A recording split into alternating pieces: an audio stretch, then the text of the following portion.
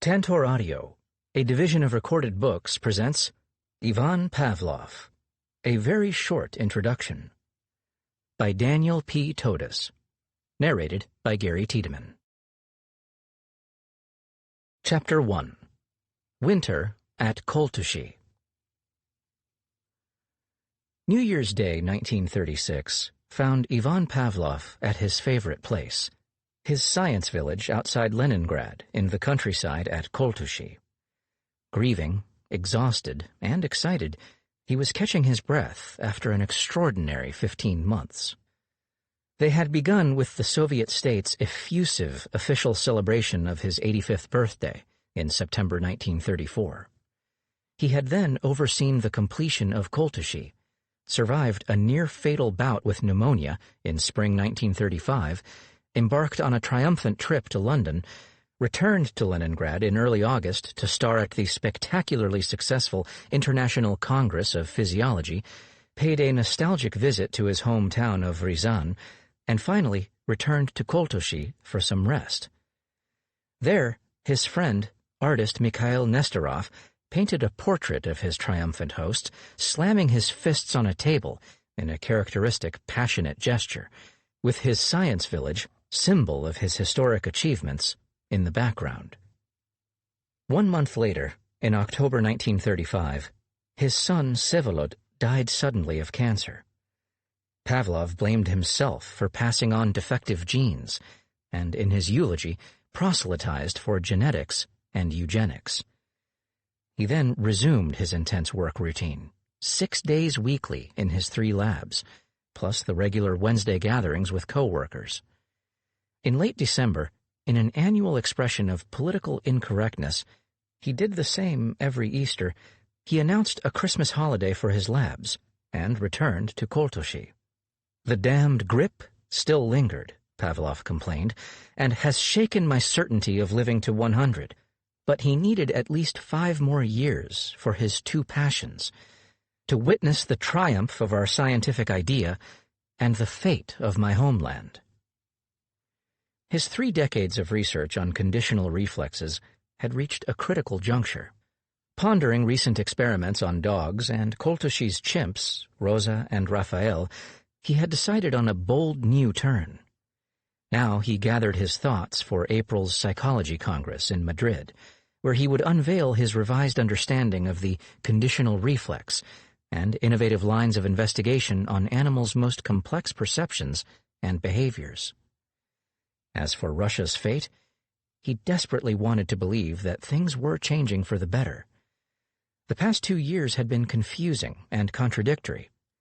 On the one hand, there was the quiet terror, the arrest and exile of many former people, aristocrats, clerics, merchants, and czarist bureaucrats, the campaign against religion, and the relentless reworking of a normal consciousness into a servile one, Pavlov's words, through the Stalin cult and pervasive propaganda. On the other hand, there was the more moderate second 5-year plan, the end of rationing, the more inclusive Popular Front politics of the Soviet Writers' Congress and Communist International, and most promising, perhaps, Pavlov suggested, even the Swallows of Spring, Stalin's sponsorship of a new, more democratic constitution. In Leningrad, dozens of former people drawn by his reputation as a dissident lay siege to his apartment every day, or relayed furtive letters, begging for help. He did what he could, but horrified, moved, and guilt-ridden about his own good fortune, he suffered from insomnia and an irregular heartbeat. Here, at Koltushi, he confided to his wife, Serafima, he was less sensitive to all this, and his heart righted itself. Pavlov remained at Koltushi that winter longer than usual, for much of January, laboring over 2 manuscripts. One, entitled Psychology as a Science, radically revised his long-standing view of the conditional reflex and its place in psychology. The other was his attempt to do something for religion in the form of an essay on science, Christianity, and communism addressed to Vyacheslav Molotov, Stalin's right-hand man.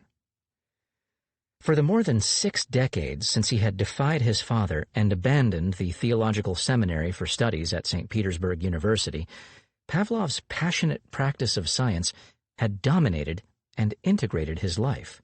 He was an outstanding practitioner of the mechanistic vision and new experimental physiology of the mid-late 19th century.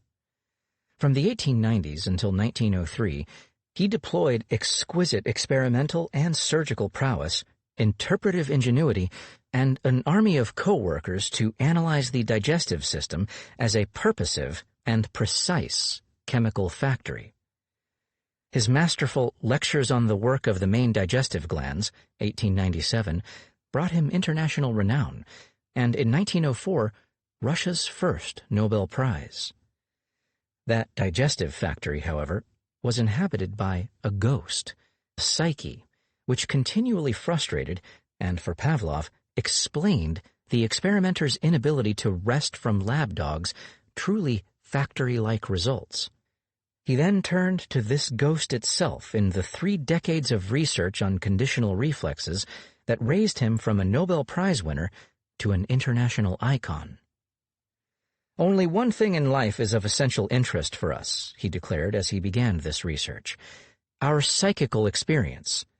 His consistent, oft-stated goal was to address the torments of our consciousness by fusing the objective and subjective realms, that is, physiological processes and the psychological experiences that accompanied them.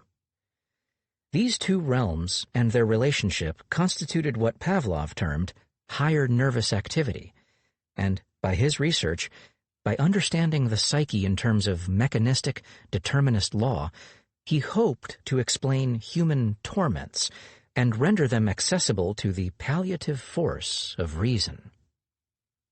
In his research both on digestion and on higher nervous activity, Pavlov sought precise, consistent, fully determined results in experiments on very complex phenomena in intact animals. A careful experimenter, perceptive observer, and committed truth-seeker, he was acutely aware that his results were, in fact, inconsistent. In the digestive research, that awareness had led him to appreciate the great significance of the idiosyncratic psyche. That psyche was itself the explanatory target of his conditional reflexes research, and his attempt to achieve satisfactorily consistent results launched him on investigations of an ever-multiplying set of variables, a constantly expanding range of subjects, including the dynamics and interaction of excitation and inhibition, differing nervous types, constitution and temperament of dogs and humans, the effects of heredity and environment, mental illness, the interaction between individual reflexes and systems of reflexes in the cerebral cortex, and the different ways in which animals make associations between various stimuli. Pavlov's dogs, salivating on cue to a Pavlovian bell, entered international scientific and lay culture, along with the passionate, charismatic, gray-bearded wizard himself, who was pronounced the Prince of World Physiology to a thunderous ovation at the 1935 International Congress of Physiology, which, in his honor, convened in his homeland. Yet here lurked a paradox. As Pavlov's closest scientific collaborator, Maria Petrova, observed, he was pronounced the greatest physiologist of his time, and nevertheless, in an international setting, remained to some degree alone. Very few of Pavlov's international admirers understood what he was doing, how, and why. That was especially true in the United States, home to the world's largest psychological community, where proponents of the dominant behaviorist orientation adopted Pavlov as one of their own. In so doing, they misinterpreted Pavlov's commitment to objective psychology. For the American behaviorists, objectivity signified attention to external behaviors and the exclusion of the subjective psyche. But Pavlov was preoccupied with the psyche, and for him, objective psychology meant the incorporation of the inner life of animals, including humans, within the laws of higher nervous activity. This misinterpretation, institutionalized in deeply flawed English language translations of Pavlov's work and incorporated into common culture in the form of distorted tropes and witticisms, is evident to this day in widespread misunderstanding of Pavlov's practices, goals, and achievements. Pavlov never trained a dog to salivate to the sound of a bell. He was completely uninterested in training dogs, except sometimes as part of experiments with other goals, and the iconic bell would have proven totally useless to his goals. Nor did he ever use the terms conditioned and unconditioned reflex, which are incorrect, misleading translations of his deeply considered choice of the Russian words uslovny and bezuslovny, meaning conditional and unconditional. For Pavlov, the conditional reflex was both a phenomenon and, more important, a method, an approach for investigating the psyche. Nor did Pavlov view his experimental animals as unthinking, emotionless machines. For him, dogs were simple people, and people were complex dogs. Each had active inner lives that could be understood by reference to the other. Reflecting on experiments and discussing them with coworkers, he constantly interpreted the responses of his lab animals by reference to the life experiences, personalities, feelings, and thoughts of historical and literary figures, his acquaintances, and quite often himself. Powerfully purposeful, with a profound moral sense, he struggled to reconcile his belief in free will and personal responsibility with his commitment to determinism. Pavlov, in short, was not an American behaviorist. His life and thought were deeply embedded in Russian history and culture, especially that of its intelligentsia. Born to a family of priests in provincial Riazan before the serfs were emancipated, he left the theological seminary to embrace the new secular faith of science, modernization, and westernization, made his home and professional success in the booming imperial capital of St. Petersburg, suffered the cataclysmic destruction of his world during the Bolshevik seizure of power and civil war of 1917 to 21, rebuilt his life in his 70s during the Leninist 1920s, and flourished professionally as never before in 1929 to 36 during the industrialization, cultural revolution, and terror of Stalin times. The science of this quintessential objectivist was suffused by the context and common sense of his time and culture, and by his own experiences, values, beliefs, and personality. These influences are often recognizable as metaphors in his science. The metaphor of digestive system as factory that guided his Nobel Prize-winning studies of the 1890s, for example, was rooted in his response to the Industrial Revolution of contemporary St. Petersburg, a hopeful response that drew on the scientistic worldview he had imbibed as a teenage seminarian from the people of the 1860s. Another central metaphor joined his science directly to his deep love and concern for his homeland, Pavlov's equation of excitation with freedom and inhibition with discipline, and his belief that a balance between the two pairs was necessary for an animal, person, or people to correctly perceive reality and respond appropriately. This metaphor underlay his lab's central line of investigation on nervous types, which both informed and drew on his concern about the Russian type. Pavlov expressed that concern most explicitly in 3 speeches during the cataclysmic year of 1918, in which, based on his experiments with dogs, he explained the disasters that had befallen Russia as the consequences of an overexcitable Russian type, and held out the hope that his research might enable his countrymen to correct this inborn deficiency. That, indeed, was the central rationale for the founding, 1 decade later, of his Institute of Experimental Genetics of Higher Nervous Activity at Koltushi. Those 2 final essays composed at Koltushi, then, were Pavlov's last words about two long-standing, interrelated preoccupations. In one, he was fundamentally revising the very concept of the conditional reflex to better investigate and understand the psyche in dogs, chimps, and humans, while in the other, he was grappling explicitly with the deeper relationship between his science, human psychology, including his own, Christianity, and Bolshevism. That is, with the fate of humanity, and most immediately, of his homeland. The unifying theme in that second essay also expressed an underlying psychological preoccupation that integrated Pavlov's central interests and concerns as a man, a scientist, and a Russian in a single, logical, emotional whole. What, he asks rhetorically, is the most difficult, really terrible thing in life? For him, there was only one conceivable answer: sluchainosti, happenstance, randomness, accidental events, sluchainosti of birth, the inheritance of genes, and social class, of environment, initial conditions, of death, illness, of every other misfortune and obstacle in life. For Pavlov, sluchainosti, the singular is sluchainost, were the always negative, frightening consequences of randomness and unpredictability. As a mechanistic determinist, he did not believe in the ultimate indeterminacy of anything.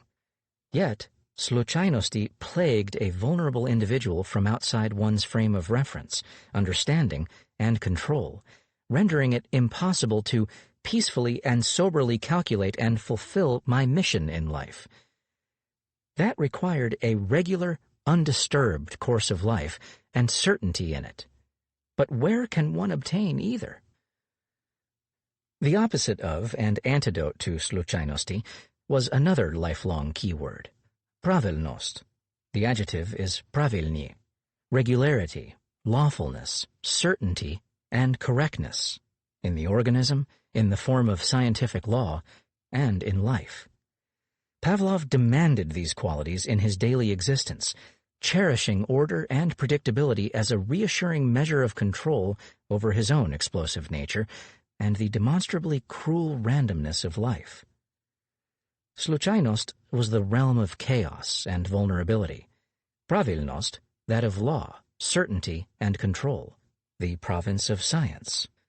Pravilnost was also necessary to celesobraznost, another lifelong keyword, meaning purposiveness, both in physiological processes and in the life well lived. Pavlov's personality and science were not, of course, reducible to his fear of randomness and drive for certainty. People and science are much more complicated than that. This fear, that drive, and those keywords, however, manifested themselves in every dimension of his life: his earliest childhood experiences, his reaction to events, people, and politics, his approach to work, relaxation, and sports, his love letters, and, of course, his science. The keywords sluchainost and pravilnost worked metaphorically to establish and express intellectual and emotional relations between these various realms. For Pavlov, the threat of randomness and the palliative of lawfulness brought together his reactions to such seemingly disparate subjects as his own emotional explosiveness and bouts of depression, Dostoevsky's novels, the destruction of his university mentor, the framing and interpretation of experiments on digestion and higher nervous activity, the nature of Bolshevism and the plight of his homeland, and the relationship of science and religion. Pavlov's scientific style, achievements, and goals, then, emerged from a layering of personal temperament and experiences, training and talents, in a particular Russian setting, during an era in physiology that identified deterministic, mechanistic explanations with good science, and within a broader social-political culture that joined such explanations to a broader vision and dreams for humanity. He was in this a most fortunate man, a man of one piece, as one relative put it, whose character, scientific interests, and social-political values developed together in a single, integrated, albeit often contradictory, whole. This reached its apotheosis with conditional reflexes, which was not mere research, but a quest, intense, all-encompassing, alternatingly exhilarating and depressing, in close emotional and intellectual contact with his broader life and preoccupations. The biographical history and intertwining of the emotional, political, and scientific dimensions of this quest shape this introduction to Pavlov's life and science. Chapter 2. Certainty, Religious and Scientific. From the day of his birth, on September 26, 1849, Ivan Petrovich Pavlov was expected to follow 6 generations of Pavlov men into service to the Eastern Orthodox Church. His father, Peter Dmitrovich Pavlov, was the much-respected priest of Riazan's Nikolo-Vysokovskaya Church, a pillar of the community, who served as spiritual counselor to the local police and regiment, and supplemented his emoluments from clerical services with the income from his renowned fruit and berry garden. His mother, Varvara Ivanovna Pavlova, also from a priestly family, was an intelligent, extremely intense woman who, consigned deliberately by her parents to illiteracy, taught herself how to read. Peter Dmitrovich took pride in the peasant origins and physical strength of generations of Pavlov men, so he worried about the frailty and emotional volatility of his firstborn son.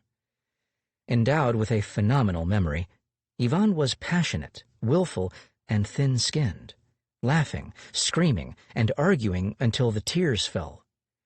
He later recalled himself as a puny, sickly lad who was constantly at the center of terrible quarrels, could spit and swear and fight, and, indiscriminately pugnacious, frequently took a thrashing from bigger boys. Pavlov's father attributed this worrisome emotionality to Varvara Ivanovna's hereditary influence. After giving birth to her first 3 children, she had become especially explosive, subject to nervous disturbances and excruciating headaches that often culminated in screaming frenzies. Pavlov would later describe her lovingly to 2 biographers, but in ways that led them to characterize her as abnormally unbalanced. And his father constantly intoned that there is much of his mother in Ivan. Yet the Pavlov line, too, exhibited worrisome peculiarities. Peter Dmitrovich was a steady, disciplined, and unyielding patriarch, but Ivan's 2 paternal uncles were both defrocked after dramatic displays of what he later termed internal disorderliness, which in one uncle took the form of chronic drunkenness and brawling, and in the other an apparently uncontrollable passion for strange, irreligious pranks. Pavlov's lifelong interest in the psyche, then, may well have originated from his experience with his own morbid, spontaneous paroxysms, his words, and with the emotional instability of family members.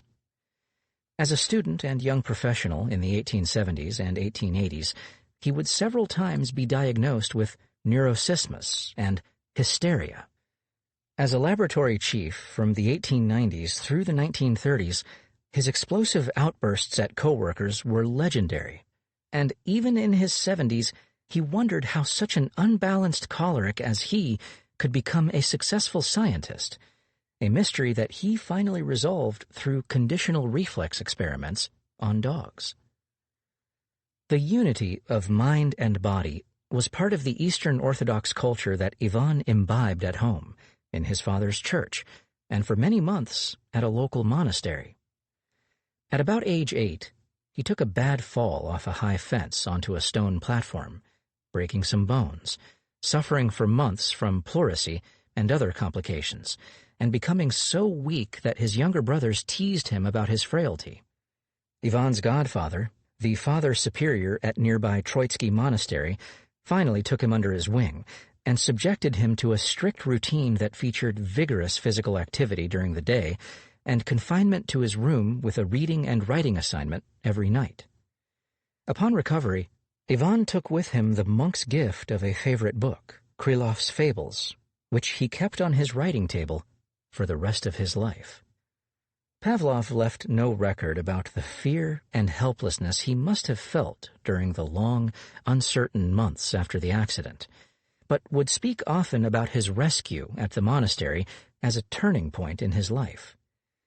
The monk's remedy for the broken boy became a tale and credo about the triumph of self-discipline, work, and regularity over the depredations of sluchainost, chance, uncertainty, a lesson about the unity of mind and body and the benefits of combining physical and mental labor. As a young man, he often honored those lessons in the breach. In later years, they became the foundations of his daily existence. Despite the atheism of his adult years, Pavlov retained powerful nostalgic memories about the spiritual comforts of religious life. He particularly enjoyed reminiscing about Easter. During the fast, food on the table was scanty, Lenten, the weather gloomy, the church melodies mournful.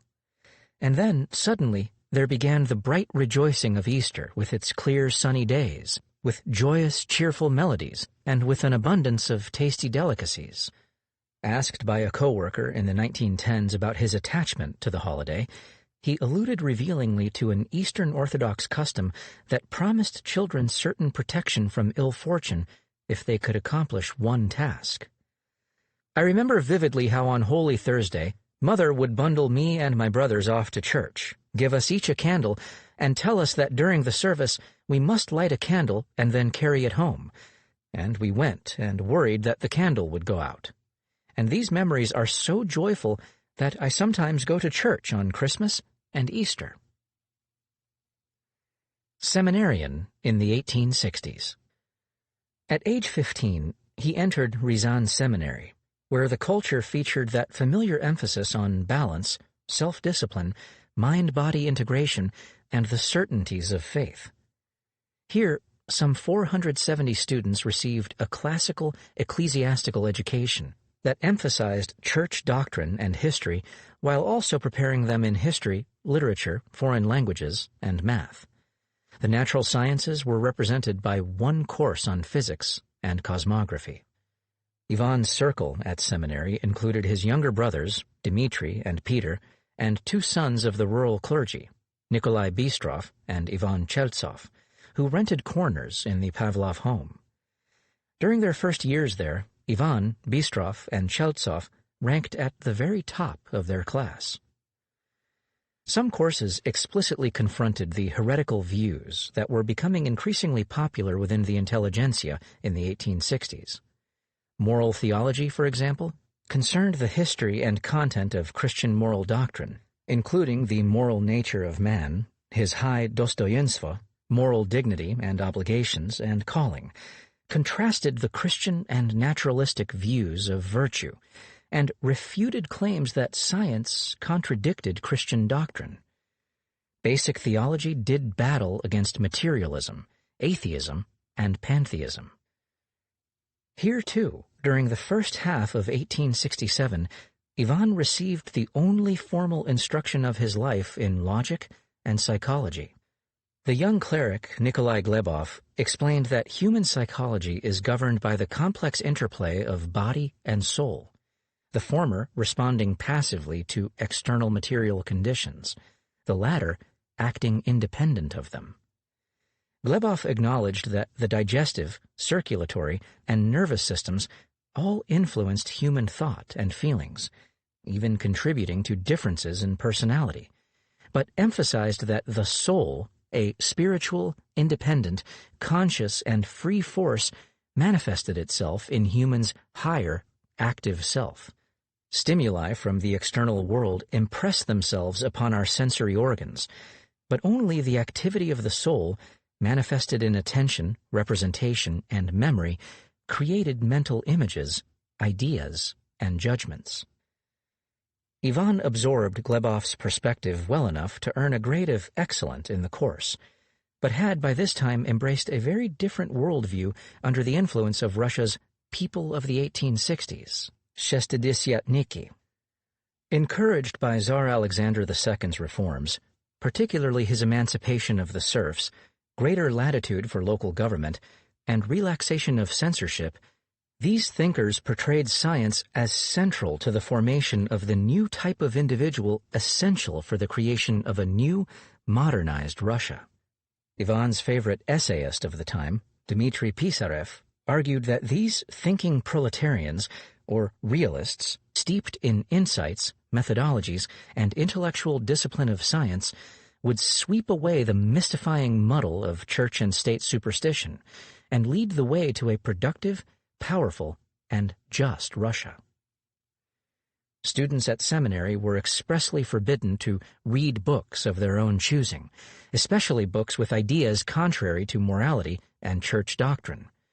But, in their hunger for precisely such works, Ivan and his friends awoke early to join other enthusiasts in front of Riazan's new public library.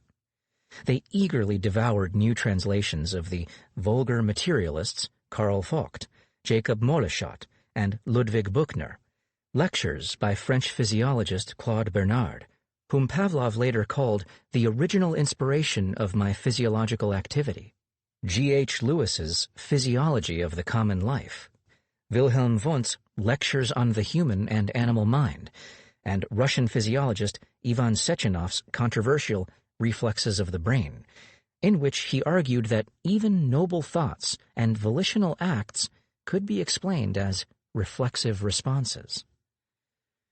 The worldview that Pavlov absorbed from his circle's discussion of these readings would remain essentially unchanged throughout his life. The scientific method was identical whether one analyzed a rock, a plant, a frog, a human, or human society. True explanations were mechanistic in each case, since organisms, including humans, were complex machines. Science, free of empty philosophizing, was the only true path to plentiful production, social justice, and human progress, that is, to humans' rational control of their own destiny. His other favorite non-scientific author, alongside Pisarev, was Samuel Smiles, a leading British popularizer of bourgeois Victorian values, whose self-help and Lives of the Engineers emphasized the importance of character, honor, self-discipline, consistency, and purposeful hard work. By imposing their will on nature, Smiles's historic engineers promoted reliable, gradual social progress. The British author translated into secular language values that Ivan had imbibed from his religious milieu. Indeed, Smiles's title Self-Help was translated into Russian as samodetalnost, the same term that Glebov employed to denote the active powers of the soul. For Pavlov, then, science offered a powerful, modern, secular alternative to religion, an all-encompassing worldview that promised certainty in addressing the big questions in life, replaced service to God with service to country and humankind, and provided a moral compass and purpose. The particularities gained nuance as he matured and professionalized, but the religious fervor and all-integrating nature of his faith and commitment to science never changed. Quitting seminary in fall of 1869, he announced that he would instead study science at St. Petersburg University. That decision led to a bitter confrontation with his father, heated arguments in which I went too far, and that ended in quite serious quarrels. After 1 year studying for the matriculation exams, he set off with Bistrov and Cheltsov for the sparkling center of Russian science. Science in St. Petersburg. The faculty at this time was in a brilliant state, Pavlov later recalled. We had a series of professors with enormous scientific authority and outstanding talent as lecturers. The science faculty was indeed dazzling. The lecturer to Pavlov's freshman class on inorganic chemistry was Dmitry Mendeleev, who had created his periodic table of the elements 1 year earlier as a teaching aid for this very course. Pavlov's second-year lecturer on organic chemistry would be another eminent scientist, Alexander Butlerov. 3 other important scientists lectured on the biological sciences during his first year. Professor of zoology Karl Kessler, an ichthyologist, had just been elected president of the St. Petersburg Society of Naturalists and was among Russia's many pre-Darwinian evolutionists. Another was professor of botany Andrei Beketov, who was well on his way to the scientific, organizational, and pedagogical achievements that would earn him acclaim as the father of Russian botany. The first-year course on human anatomy was taught by the country's most eminent physiologist, Philip Osvionnikov, a member of the elite Academy of Sciences, whose research was cited in Lewis's Physiology of Common Life and lauded by Pisarev as an outstanding example of Russian scientific achievement. Yet it was adjunct assistant professor of physiology Ilya Sion who became Pavlov's mentor, initiating him into the pleasures of what his protege termed the mature mind. This dynamic young professor created an enormous impression upon all of us aspiring physiologists, Pavlov later recalled. We were simply astounded by his masterful, simple presentation of the most complex physiological questions and his truly artistic ability to perform experiments. Writing to Sion decades after their work together, he reminisced warmly that, "For me, your lectures in the special course at the university and work in your laboratory are among the best memories of my youth." Only 7 years older than Pavlov, Sion was already renowned for his scientific achievements, having collaborated in the 1860s with both Claude Bernard and Carl Ludwig on studies of the nervous system's role in the self-regulation of physiological processes. In one important contribution, he demonstrated the reflex action by which the depressor branch of the vagus nerve lowered blood pressure by dilating the vessels. In another, he collaborated with Bernard to discover nerves that accelerated cardiac activity. Trained and highly praised by Western Europe's leading physiologists, Sion was perfectly positioned for appointment to St. Petersburg University's expanding Department of Anatomy and Physiology. When Sechenov resigned his professorship at St. Petersburg's Medical Surgical Academy, the country's leading medical school and center of scientific medicine, later renamed the Military Medical Academy, he acquired that position as well. Sion taught Pavlov a physico-vivisectionist approach that combined Claude Bernard's basic view of physiology and the organism with perspectives and precision-oriented techniques associated with Carl Ludwig and German physiology. For Bernard and Sion, the physiologist ignored metaphysical questions about essences. There were neither materialists nor idealists in the lab, and sought to establish precise, consistent, and purposive regularities in organ systems, a level of organization that was high enough to capture the vital qualities that defined physiology's basic subject, but low enough to establish the determined relations essential to any science. As the science of life, physiology, then, sought the determined laws of such vital processes as circulation, respiration, and digestion. These processes had their own laws, which could neither violate nor be reduced to those of physics and chemistry. Sion emphasized the role of methodological developments that were transforming vivisection into an effective tool for experimentation, allowing physiologists to study in isolation the functions of individual organs. Pavlov's later term for this would be physiological surgery. Using his own 2-volume guide to laboratory experimentation, he demonstrated how, by adapting technologies developed in physics, such as Ludwig's kymograph and Etienne Jules Maret's sphygmograph and cardiograph, physiologists could observe and record experimental phenomena more accurately, and even describe their regularities in numerical terms. A talented vivisector, he also taught the ambidextrous Pavlov the surgical skills necessary to this style of physiology. By January 1874, Pavlov was hooked on research and petitioned the dean for an extra year on fellowship to continue it without the distraction of fourth-year coursework.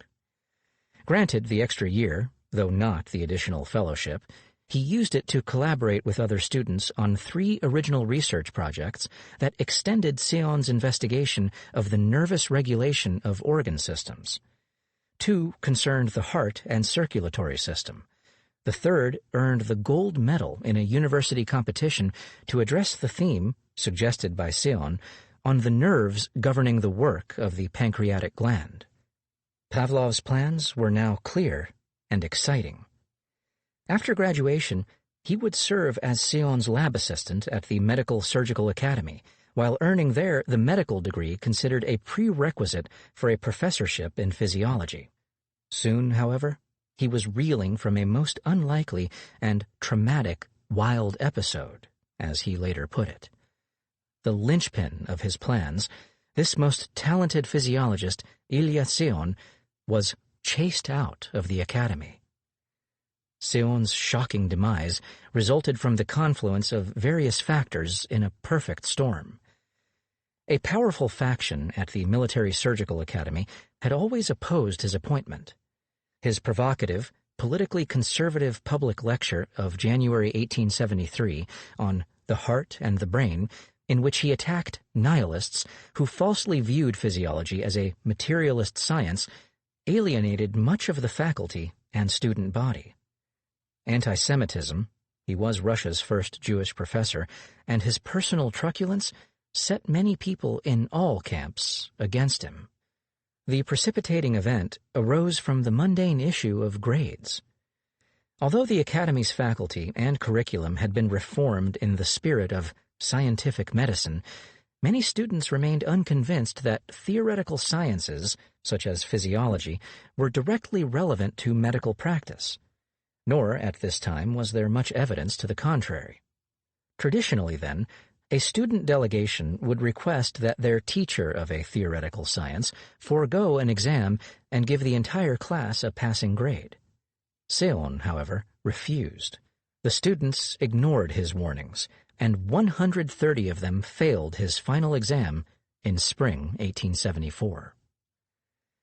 Encouraged by a bitter attack on Séon in the populist journal Fatherland Notes, student protesters showed up en masse at his first lecture of 1874, heckling him, pelting him with eggs and cucumbers, and demanding his dismissal. The conflict escalated into a general boycott of classes at the academy, and then, when security forces forcibly suppressed the protests, spread to Petersburg's other institutions of higher learning, igniting general student discontent and generating more fundamental demands. For example, an end to police surveillance on campus. The authorities finally suppressed the demonstrations, closed the schools, and arrested and expelled thousands of students. Rather than risk further disorder, they insisted that Séon take some time off. That leave was extended indefinitely, and in fall 1875, he formally resigned from both university and academy. Pavlov's adored mentor had been humiliated and his career destroyed, and Pavlov's own plans for an extended apprenticeship as Séon's assistant had evaporated.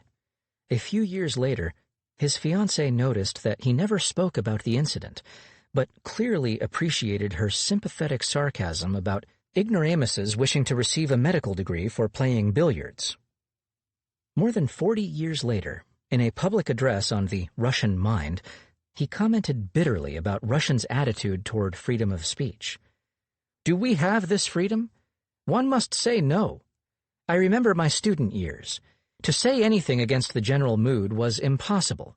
You were dragged down and all but labeled a spy." Crushed emotionally and crippled professionally by this unpredictable turn of events, he headed to medical school in pursuit of his now much less likely goal of a professorship in physiology. He would find other patrons, but never another mentor. For the next 15 very difficult years, Pavlov made his own way in the wilderness. He slogged unenthusiastically through medical school, 1875 through 79, while assuming various tasks in labs to make ends meet and continue his research. Through the intervention of a friend, in 1878, he became manager of the small, poorly equipped lab of Sergei Botkin, the Academy's eminent professor of medicine, physician to the royal family, and Russia's leading apostle of scientific medicine. With Botkin's support, he entered the Academy's Institute of Physicians, where he wrote his doctoral thesis on the centrifugal nerves of the heart, 1883, and the following year received a coveted fellowship to spend 2 years abroad in the labs of distinguished German physiologists Rudolf Heidenhain and Karl Ludwig. He returned to Russia, however, with bleak job prospects, and, now married with a son, scratched together a precarious existence as a privatdozent at the Academy, a part-time instructor of medical paraprofessionals, and Botkin's lab manager. In 1888, and again in 1889, he failed in competitions with better-connected candidates for rare professorships in physiology at Tomsk and St. Petersburg universities. Money was so tight that the family was often compelled to live separately. For some months, Pavlov suffered from symptoms that convinced him he was dying of tabes, progressive degeneration of the nerves, but was much relieved by a physician's alternative diagnosis of hysteria. Science, Self, and Dostoevsky. Pavlov expressed his thoughts and feelings during these years about science, human psychology, and his own values and identity in his intimate correspondence with Serafima Karchevskaya, the religiously devout woman whom he married in 1881. He wooed her initially through a journal, Trapped, in which the centerpiece was an essay, The Critical Period in the Life of a Rational Person, a clearly autobiographical meditation on his passage from the passions of the youthful enthusiast to the sober pleasures of the professional scientist. The great challenge of the critical period, Pavlov explained, was preserving the positive features of the youthful mind into adulthood. The youthful mind was excitable, passionate, and wide-ranging, engaged in issues from all possible sciences, philosophical questions about God, the soul, and so forth, about every fact of life. Yet, this light-hearted stroll from one end of the universe to another also betrayed an ignorance of the great difficulty of attaining a real truth. As the organism aged and youthful excitation diminished, the thinking individual entered a critical period that challenged him or her to find a mature, sustainable form to preserve youthful passion. For Pavlov, that form was systematized, specialized scientific studies, which replaced the direct authority of sensations with conscious, systematized behavior. Nature, then, opens the door and reveals the interesting and alluring kingdom of thought. But entrance was granted only to the person who undertakes serious and difficult work in order to make oneself worthy of it. Such religious allusions permeated Pavlov's letters. He was in part seeking to reassure a deeply religious woman that, despite his atheism, he was reliably moral. Yet he was also describing his own struggle to recast in secular form the religious certainties and values of his youth, and the central role of his science in doing so. His preoccupation with certainty emerged even in one love letter, where he wrote that, "My task is to help develop and to protect what exists in your mind and heart from various dangers and random events, sluchainosti." His fiercely independent fiancée objected to this sentiment as patronizing, and it precipitated a quarrel.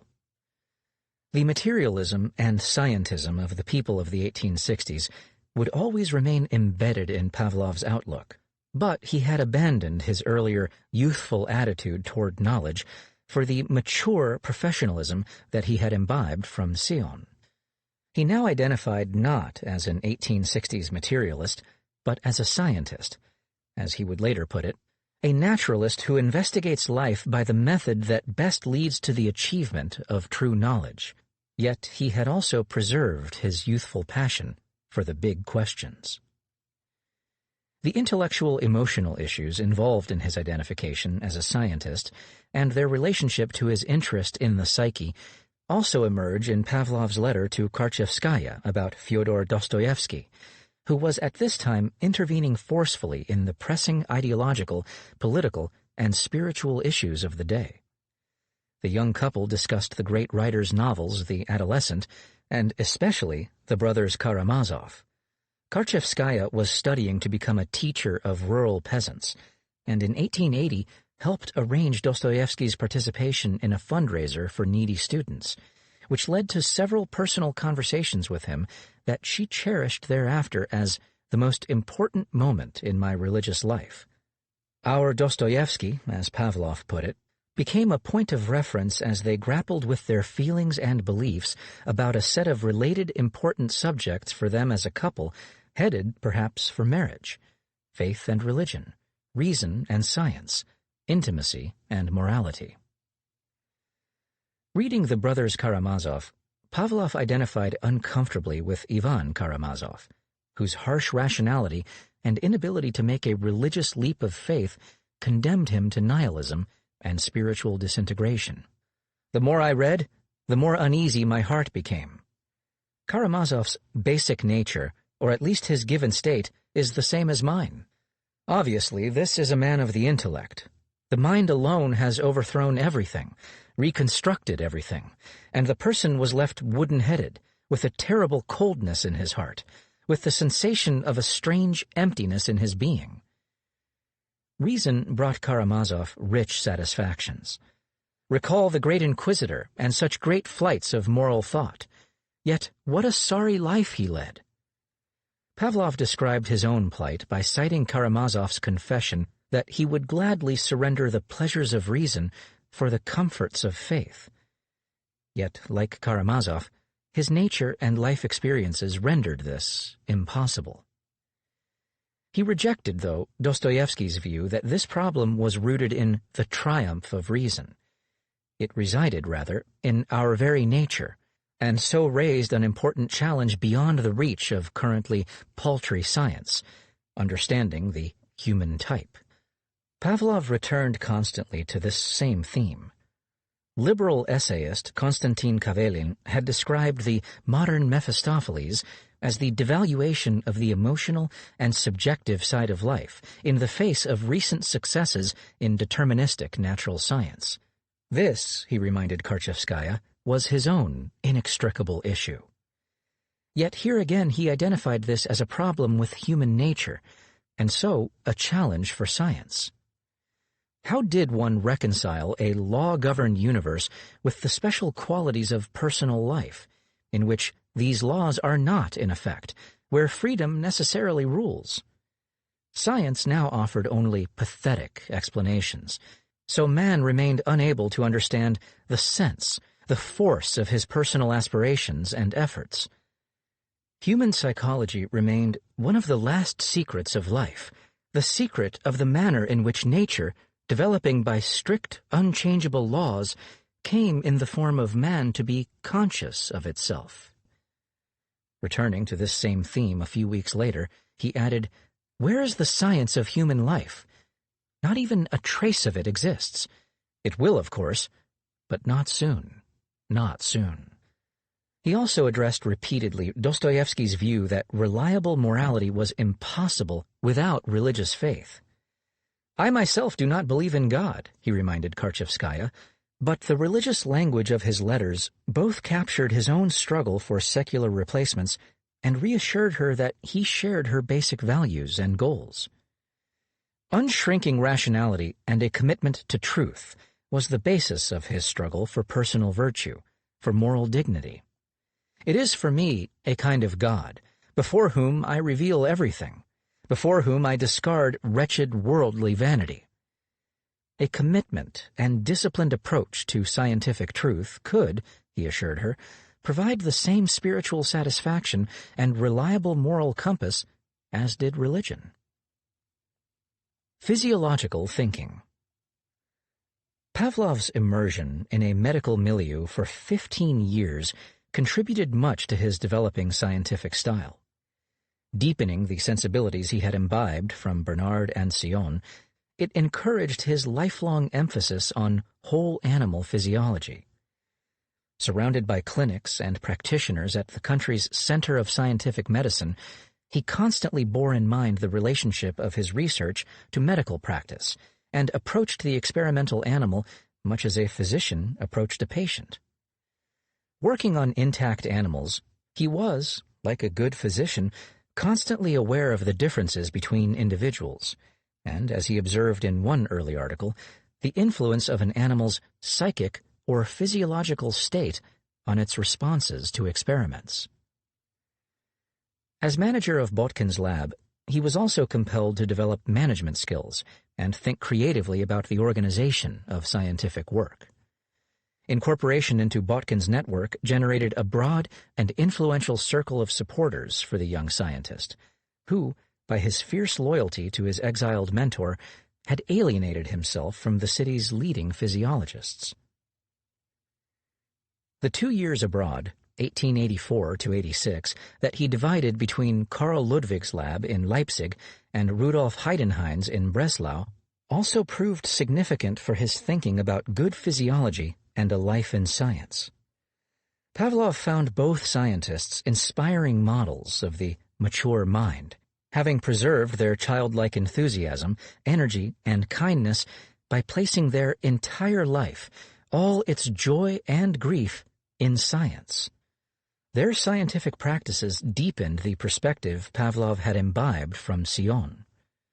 Ludwig emphasized precise measurement and the value of answering physiological questions in quantitative terms, and encouraged Pavlov's increasingly self-confident use of mechanistic imagery.